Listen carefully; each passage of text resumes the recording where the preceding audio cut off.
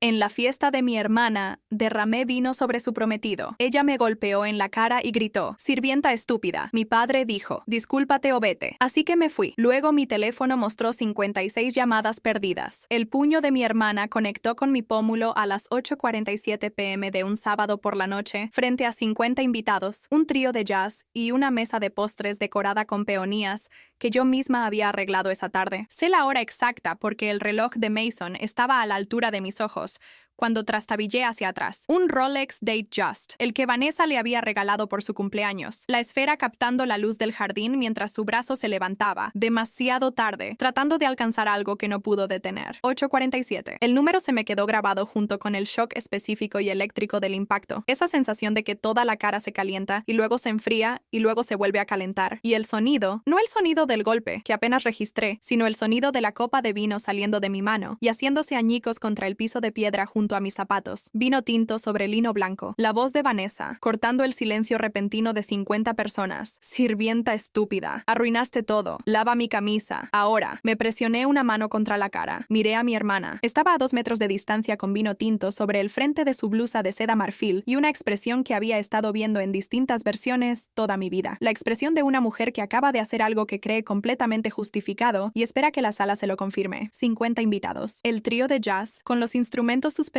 a mitad de una nota, las mejillas del trompetista todavía redondeadas por una respiración que no había terminado de soltar. Mi padre, dando un paso al frente desde el borde de la multitud. Sentí que algo se aflojaba en mi pecho, algo que había estado contenido durante mucho tiempo. Viene por mí, pensé. Va a ponerme el brazo alrededor y a decir su nombre con esa voz que significa que se pasó de la raya. Se detuvo a medio metro. Señaló hacia la casa. «Discúlpate», dijo, frío, plano, completamente decidido. «O vete». Me quedé ahí de pie con la mano presionada contra el pómulo, en el jardín de la casa donde crecí, frente a 50 personas con copas de champán, y miré el rostro de mi padre y comprendí, con la claridad específica y terrible de algo que has estado negándote a entender durante mucho tiempo, exactamente cuál era mi lugar. No como hija, no como invitada, como un problema que había que gestionar. Levanté la mano libre y me quité los aretes de perlas, el regalo de graduación que me había dado él, la única joya suya que aún usaba, porque habían sido primero de mi madre, y me había dicho a mí misma que llevarlos puestos significaba que ella seguía conectada a alguna parte de esta familia. Los dejé sobre la mesa de postres, junto a las peonías que había arreglado. «No», dije, y me fui. «Necesito llevarte 24 horas atrás, porque la fiesta no empezó en la fiesta. Me llamo Emily Cole. Tengo 30 años. Vivo en Chicago, donde trabajo como directora creativa senior para una firma de diseño de interiores. Un puesto que construí desde una pasantía sin sueldo a los 23 años, a base de noches largas y clientes difíciles y la determinación específica de alguien a quien le han dicho, de forma implícita y explícita, que las cosas en las que es buena no son las que importan. Tengo un apartamento que amo, una reputación profesional que gané sin ayuda de nadie, y una relación con mi familia que he pasado la mayor parte de mi vida adulta describiendo, ante terapeutas y amigos y a mí misma, como complicada. Complicada era la palabra que usaba, porque era más manejable que la palabra exacta. Mi madre,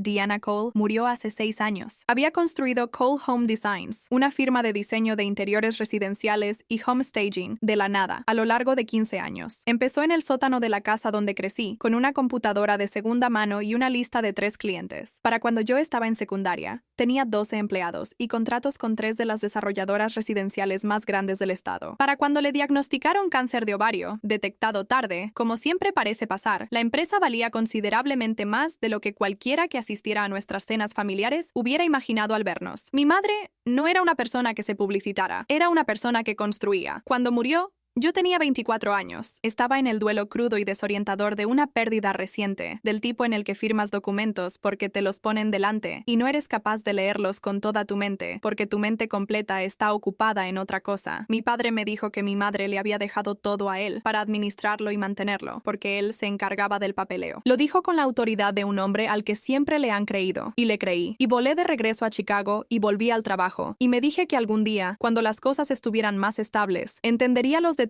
de lo que mi madre había dejado. Ese algún día nunca llegó en la dirección que había planeado. Lo que llegó en su lugar: la cocina renovada de mi padre, el nuevo apartamento de Vanessa, que ella describía como un regalo de papá, el puesto de consultora de Vanessa en Cole Home Designs, un título que había visto una vez en una tarjeta de presentación, pero nunca investigué porque Vanessa siempre había estado cerca de la empresa, y supuse que mi madre lo había dispuesto así. Los autos de papá, sus vacaciones, la mejora lenta y acumulativa del estilo de vida de un hogar que operaba con un presupuesto considerable considerablemente más generoso del que debería permitir la pensión de un contador jubilado. Lo noté. Me dije que estaba siendo poco caritativa, que el duelo hace que la gente gaste de otra manera, que mi padre se merecía algo de comodidad. Me dije muchas cosas. Mi padre llamó un jueves. Tu hermana quiere que toda la familia esté en la celebración de cumpleaños de Mason. Dijo, es el sábado, deberías venir. Tengo una fecha límite de proyecto. Emily, esa frialdad específica en su voz cuando estoy a punto de volverme inconveniente. No lo compliques. Vanessa quiere que esté su familia ahí. Decía Vanessa quiere, de la misma forma en que otros padres dicen, te necesito, como si su deseo fuera el peso que hacía que las cosas fueran reales. Reservé un vuelo. Llegué el sábado por la mañana y fui directamente a la casa de mis padres, donde los preparativos de la fiesta ya estaban en marcha en el jardín trasero. Vanessa dirigía al personal de catering con la energía de alguien que había estado esperando toda su vida un público de ese tamaño. Tenía un portapapeles, tenía audífonos con micrófono, tenía al parecer una visión, y esa visión no incluía explicármela a mí, porque cuando llegué y saludé y le pregunté en qué podía ayudar, señaló las cajas de arreglos florales y dijo sin mirarme, las flores.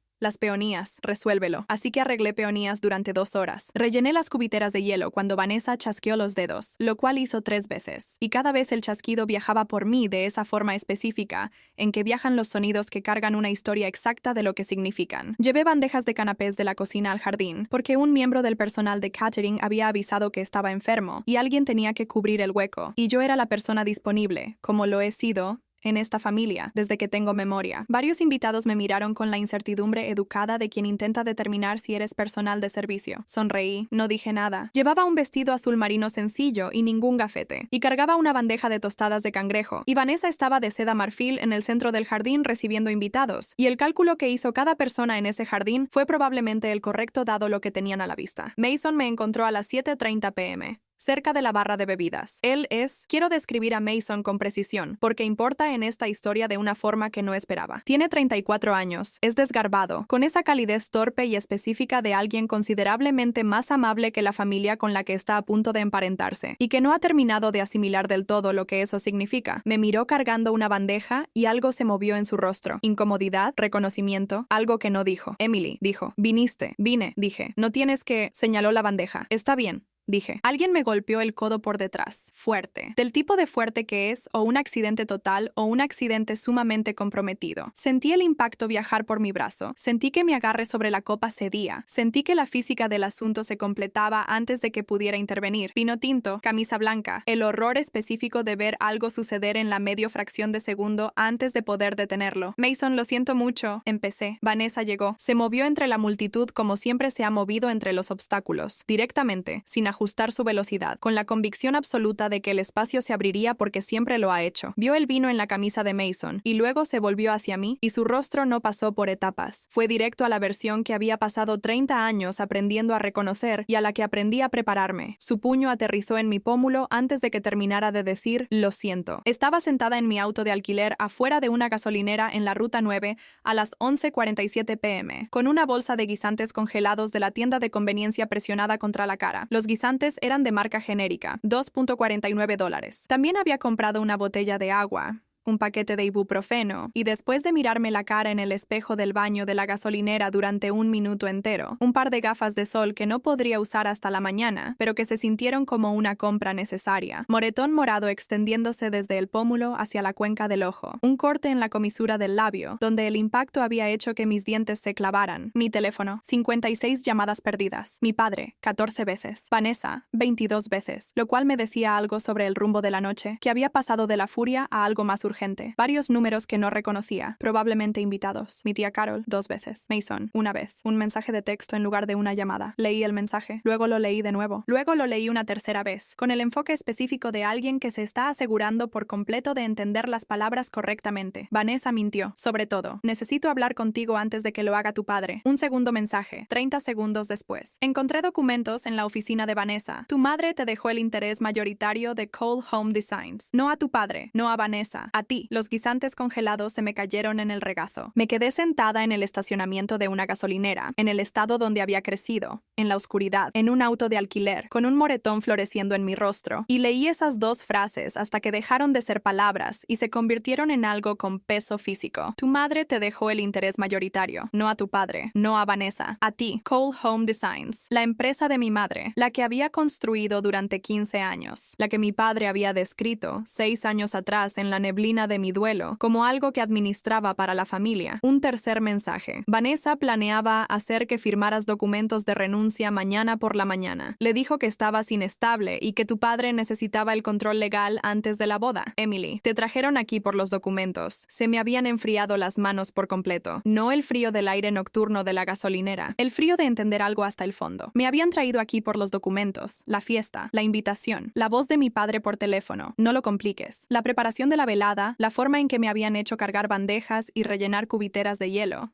La forma en que Vanessa había establecido, frente a 50 invitados, que yo era la inestable, la vergonzosa, la que arruinaba las cosas, fácil de manejar, fácil de hacer que se disculpara, fácil de hacer que firmara. Llamé a Mason. Contestó antes de que terminara el primer timbre. Después de que te fuiste, dijo. Se rió. Dijo que en cuanto volvieras y te disculparas, tu padre se sentaría contigo con los papeles. Dijo que eras... Se detuvo. ¿Qué dijo? Una pausa. Fácil de quebrar. Me miré la cara en el espejo retrovisor. Moretón, morado, labio partido. El rostro específico de una mujer a quien acaban de mostrarle exactamente cuánto vale para las personas que se suponía debían quererla por defecto. Fácil de quebrar. Sentí que algo cambiaba dentro de mí. No era ira, quiero ser precisa en esto. No esa cosa caliente y reactiva que se pasa. Algo más frío. Algo con una vida media más larga. Algo que decía, le has dado a esta gente el beneficio de la duda durante 30 años y acaban de mostrarte, frente a 50 testigos, exactamente cómo planeaban gastarlo. Sonreí. Por primera vez en toda la noche. De verdad sonreí. A las 7:03 de la mañana siguiente, estaba al teléfono con Rachel Stein. Había conseguido su nombre de mi compañera de universidad, Priya, a medianoche, en un mensaje que decía, abogada de sucesiones, Manhattan, es a quien tienes que llamar. Aquí está su número. Priya es asistente legal en derecho de familia. Sabe de estas cosas. Llamé a las 7 porque el buzón de voz de Rachel Stein decía que revisaba mensajes a partir de las 7 y no podía esperar hasta el horario laboral. Rachel Stein llevaba 23 años ejerciendo derecho sucesorio. Tiene su base en Manhattan. Ha aparecido en 3 publicaciones legales por su trabajo en casos de herencias disputadas, y contestó el teléfono a las 7:03 am de un domingo con la alerta total de alguien que mantiene el tipo de horario que exigen las situaciones de sus clientes. Me cayó bien de inmediato y sin reservas. Le conté todo. 12 minutos. No me interrumpió. Luego le reenvié las fotografías de los documentos que Mason me había enviado a la 1:30 am. Fotos tomadas con su teléfono en la oficina en casa de Vanessa. Algo borrosa. Luego le reenvié las fotografías de los documentos que Mason me había enviado a la 1:30 am. Fotos tomadas con su teléfono en la oficina en casa de Vanessa. Algo borrosas por la urgencia, pero legibles. Un documento de fideicomiso, la firma de mi madre, mi nombre. Rachel se quedó callada 40 segundos mientras las revisaba. Tu madre creó un fideicomiso irrevocable 3 años antes de morir, dijo. Te convertiste en la beneficiaria mayoritaria y titular del interés de control a los 25 años. Tengo 30.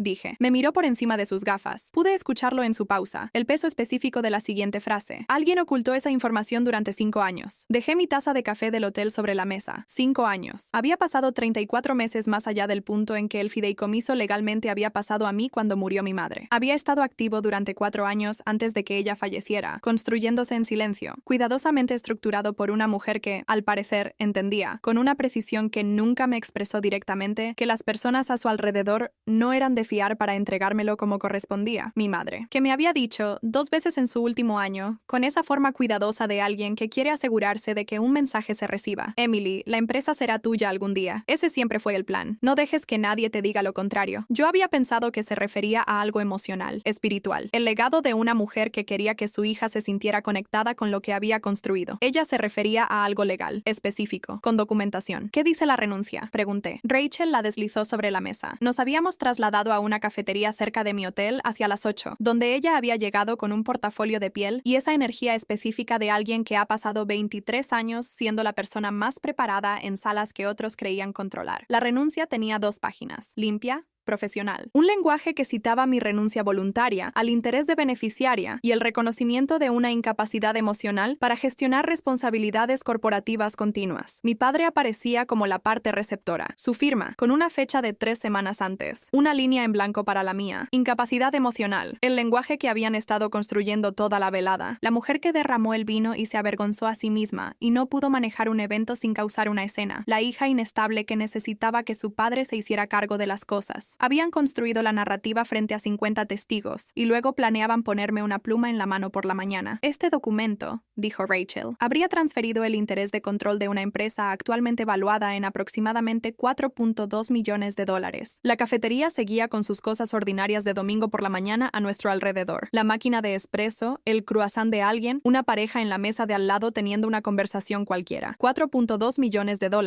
Dicho con calma en medio de un domingo por la mañana cualquiera. Mi madre había construido eso, desde el sótano, desde una computadora de segunda mano y 3 clientes. Y durante 5 años, mi padre y mi hermana habían estado viviendo de eso mientras me decían que era de él. Cuando llamé a mi padre, dije, quiero que contestes tú. Rachel me miró. Iba a sugerir lo mismo. Dijo. Mi padre llamó a las 9:17 a.m. Rachel contestó al segundo timbre. Habla Rachel Stein, abogada de Emily Cole. Toda comunicación relacionada con sus derechos de herencia e intereses corporativos debe dirigirse a mi oficina de ahora en adelante. El silencio en la línea fue lo bastante largo como para escuchar la respiración de mi padre. Luego su voz cambió, más suave, cautelosa, la recalibración específica de un hombre que se acaba de encontrar con una situación que no es la que había preparado. Emily no necesita una abogada. Esto es un asunto familiar. Rachel no se inmutó. Entonces su familia, dijo, debió comportarse mejor. Colgó. Me miró por encima de su taza de café. Tenemos trabajo que hacer, dijo. Lo que siguió fueron 3 semanas que no voy a describir como fáciles, porque no lo fueron. Fueron necesarias, fueron esclarecedoras, fueron, en ciertos momentos, la experiencia sostenida más difícil de mi vida profesional y personal, lo cual no es una frase que escribo a la ligera dado que ya había vivido una cara amoratada y un estacionamiento de gasolinera y el dolor específico de entender que mi familia había estado cometiendo un fraude en mi contra durante 5 años. Pero no fueron fáciles. Rachel contrató a un contador forense llamado David Torres, 18 años de experiencia en análisis financiero, 12 de ellos especializado en disputas de fideicomisos y herencias. Revisó 5 años de registros financieros de Cole Home Designs, con la atención metódica de alguien que ha visto cada versión de esto y sabe exactamente dónde vive la evidencia. Era considerable. Mi padre había tomado distribuciones de la cuenta del fideicomiso, distribuciones que legalmente eran mías, para renovaciones de la casa, 2 veces, para la compra de un vehículo, para un viaje por Europa que había visto fotografiado en Instagram con un pie de foto sobre un descanso bien merecido, un salario de consultoría pagado a Vanessa por un puesto que David describió en su evaluación escrita como insuficientemente documentado para constituir un empleo legítimo bajo los estándares habituales de gobierno corporativo, insuficientemente documentado. En lenguaje sencillo, le habían pagado, desde la empresa de mi madre, por un trabajo que no había hecho de forma demostrable. También estaba la firma. Un documento fechado 2 meses después de que el cáncer de mi madre hubiera avanzado hasta el punto en que, según sus registros médicos, que Rachel obtuvo con mi autorización de la doctora Patricia Okafor, su oncóloga durante 11 años, presentaba un deterioro motor significativo y recibía dosis paliativas que habrían afectado materialmente su claridad cognitiva. La firma de mi madre, en un documento que modificaba el calendario de distribución del fideicomiso, fechado en un periodo en que no podría haber sostenido una pluma de forma confiable. El rostro de Rachel cuando me mostró ese documento fue el más frío que le vi en 3 semanas de documentación que fue constantemente fría. No estamos hablando solo de fraude civil, dijo. Lo sé, dije. Quiero asegurarme de que entiendas lo que implica perseguir esto. Miré el documento. La firma de mi madre, o lo que pretendía parecerlo, sobre una línea encima de un cambio que había reducido mis distribuciones directas y aumentado el acceso de mi padre por un periodo adicional de 2 años. Mi madre pasó 15 años construyendo algo, dije. Pasó 3 años antes de morir asegurándose de que fuera mío. Me lo dijo 2 veces.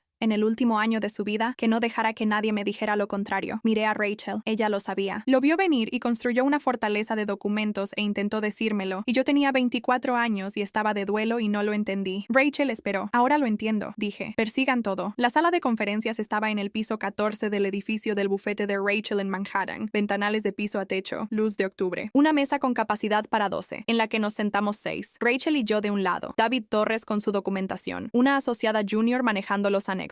Mi padre al otro lado de la mesa, con su abogado personal, un hombre llamado Gerald Finn, 20 años en litigios sucesorios, con la expresión de alguien que había revisado los documentos y ahora estaba gestionando expectativas. Y Vanessa llegó con gafas de sol negras, en interiores, en una mesa de conferencias. A las 10 de la mañana, noté las gafas de sol y no dije nada al respecto, porque hay cosas que se dicen solas. No me había hablado desde el jardín, no había enviado mensajes, no había llamado por ningún canal alternativo. En 3 semanas, nada, lo cual cual me indicaba que los abogados de la familia le habían aconsejado silencio total, lo cual me indicaba que entendían la exposición. David Torres expuso 5 años de registros. Lo hizo con la eficiencia tranquila de alguien que presenta información que no necesita editorializarse porque la información se sostiene sola. Transferencias bancarias, registros de distribuciones, el salario de consultoría, las facturas de renovación cruzadas con las fechas de retiro del fideicomiso, la compra del vehículo, las vacaciones. La firma falsificada, que presentó al final, con una anotación clínica sobre las fechas de los registros médicos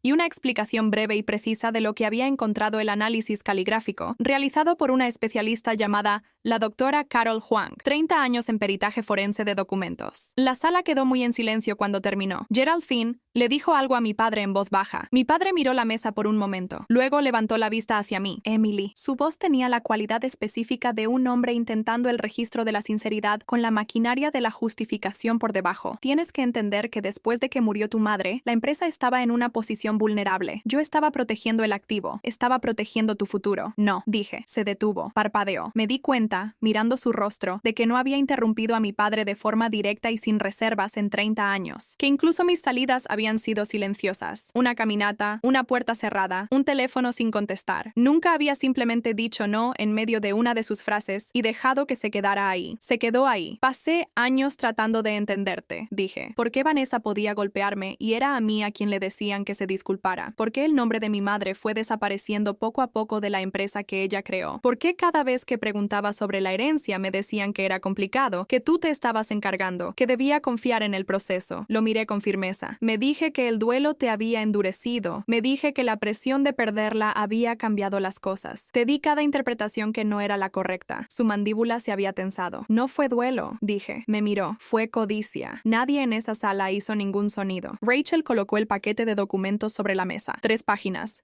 Limpias y organizadas. Mi padre removido de la autoridad operativa sobre el fideicomiso, con efecto inmediato, pendiente del resultado de la revisión legal. Contrato de consultoría de Vanessa con Cole Home Designs terminado, con una cláusula de recuperación para los 24 meses previos de salario. Todas las cuentas congeladas pendientes de la auditoría completa de David Torres. Emily Cole confirmada como beneficiaria mayoritaria y titular del interés de control de Cole Home Designs, con efecto desde la fecha de fallecimiento de Diana Cole, 6 años atrás. Retroactivo al momento en que mi madre murió y el fideicomiso pasó a mí. Y nadie me lo dijo. Gerald Finn y mi padre tuvieron un breve intercambio en voz baja. Mi padre tomó la pluma. Firmó. No me miró cuando firmó. Miró el documento, y luego la mesa, y luego algún punto intermedio que creo que contenía la versión de esta historia que había planeado. La versión en la que yo llegaba a una fiesta y cargaba bandejas, y estaba nerviosa y pequeña, y firmaba una renuncia por la mañana. Y el reconocimiento de que la versión que había planeado no era la versión en la que estaba. Vanessa no había hablado durante toda la reunión. Estaba sentada con sus gafas de sol negras puestas y las manos en el regazo, con esa quietud específica de alguien a quien le han aconsejado, extensamente, que no diga nada y está cumpliendo con ese consejo. Rachel se puso de pie y recogió sus documentos. Estaremos en contacto sobre el cronograma de la auditoría, le dijo a Gerald Finn. Él asintió. Nos dirigimos hacia la puerta. Vanessa me interceptó junto a los ascensores. Se había quitado las gafas de sol. Tenía los ojos rojos de esa forma específica, que podía ser ira o podía ser algo que se había estado acumulando durante 3 semanas y ya no tenía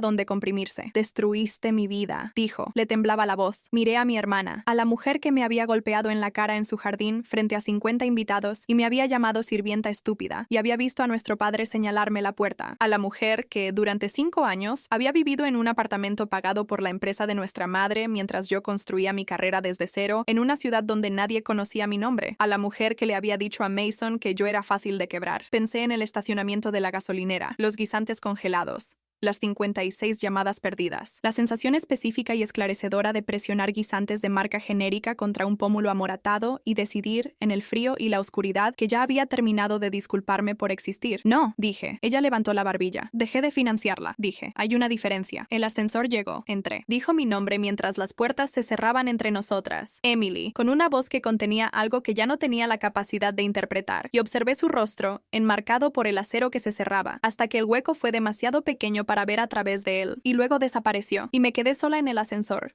bajando. Por primera vez en 30 años no sentí el tirón. Esa cosa que siempre ha vivido en mí cuando salgo de una habitación donde Vanessa necesita algo. El tirón magnético de vuelve, arréglalo, suavízalo, haz que esté bien. El entrenamiento de toda una vida siendo la que absorbe. No estaba ahí. Presioné el botón del vestíbulo. El ascensor descendió. Cole Home Designs tiene 14 empleados. Yo lo sabía antes de convertirme en su propietaria mayoritaria. Lo sabía porque había estado prestando atención a la empresa de mi madre durante 6 años con la atención específica de alguien que no tiene ninguna razón oficial para mirar y toda razón personal para que le importe. Sabía el nombre de la diseñadora principal, una mujer llamada Cecily Park, 17 años en la empresa, que había estado ahí desde que mi madre la contrató de una firma rival y que me había enviado una tarjeta cuando murió mi madre, tarjeta que todavía conservo en mi escritorio en Chicago. Llamé a Cecily la semana después de la sala de conferencias. Contestó y dijo, me preguntaba cuándo llamarías, lo cual me decía algo sobre cómo se habían visto los últimos 5 años desde dentro. Nos reunimos a tomar café, luego para una reunión más larga. Luego volé a las oficinas de la empresa, que estaban en un edificio que mi madre había elegido porque la luz en el estudio principal, lo cual me decía algo sobre cómo se habían visto los últimos 5 años desde dentro. Nos reunimos a tomar café, luego para una reunión más larga. Luego volé a las oficinas de la empresa, que estaban en un edificio que mi madre había elegido porque la luz en el estudio principal era extraordinaria, y ella creía que la gente que trabajaba con buena luz hacía mejor trabajo. La luz seguía siendo extraordinaria. Me quedé de pie en el estudio principal un martes por la mañana y miré el espacio que mi madre había construido, las mesas de dibujo y las muestras de materiales y los tableros de proyectos y ese olor particular de una firma de diseño, que es papel y pintura y posibilidad, y sentí algo que no había sentido antes en ese contexto, como si hubiera estado ahí todo el tiempo, como si estuviera llegando a un lugar al que siempre había estado yendo. Mi padre y yo no hemos hablado desde la sala de conferencias. Su abogado y Rachel hablan con regularidad sobre el cronograma de la auditoría. Habrá una resolución civil. La firma falsificada está en manos de una fiscalía de distrito a la que Rachel contactó con la documentación. El mecanismo legal específico sigue en curso y me han aconsejado no hablar de los detalles. Lo que puedo decir es que se está tomando en serio, que el análisis caligráfico de la doctora